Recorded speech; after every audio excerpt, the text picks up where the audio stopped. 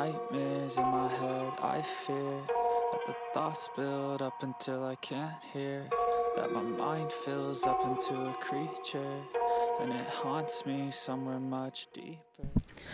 Okay, so I wanted to briefly talk about this case that happened in Charlotte, North Carolina. It's pertaining to a 23-year-old Ukrainian girl who was a refugee who was brought here to the United States.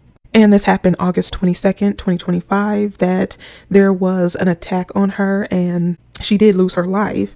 And the man was identified as DeCarlos Brown. He ended up stabbing her on a train that was in transit. So I guess she was on her way from home and then he was on that same train and he did end up fatally stabbing her on that day on that train.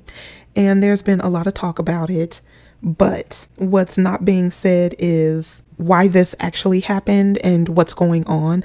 There's a lot of people who are not looking at this correctly. They are saying a colorless woman stabbed by a black man, and they're running with this as they always do. Every time it's someone black, this person is evil, a menace, they are a criminal, a thug, X, Y, and Z, whatever woke, whatever language they want to use or whatever they've stolen from us, right?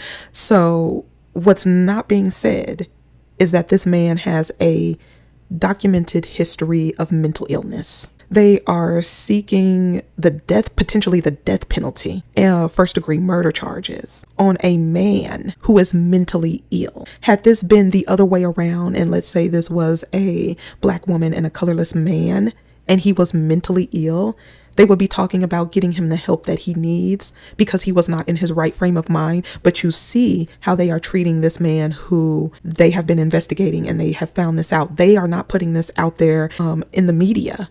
And it's all because of Trump. Let's take this back to who caused this. This is on Trump because he has defunded safety nets and benefits within this country that would help someone like him get help if he doesn't have money, if he is way below the poverty line and his family doesn't have money to be able to help or control this situation. That's where these social benefits come in, like Medicare and Medicaid. You can get some of the help that you need. I'm not saying it's the best help. I'm not saying it's something.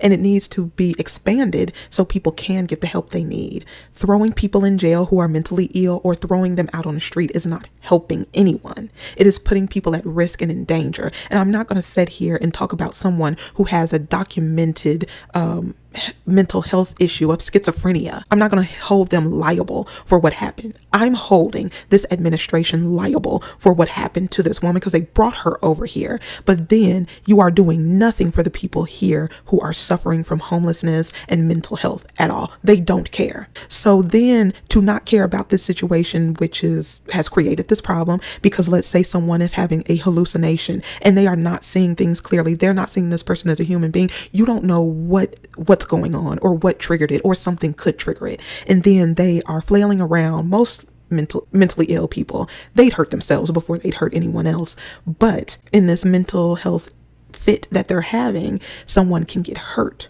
or they can think that this is something that's after them because they're not in their right mind. But nobody is talking about this aspect. They're just saying, oh, he's a 34-year-old man with a prior criminal history and is facing first-degree charges, even though he's mentally ill. This is very disgusting. This is very sick. I lay this at the feet of Trump because he came in like he was going to be this hero and he was going to take care of everything and take care of everyone. And everyone who voted for him, everyone who supports him, they are responsible.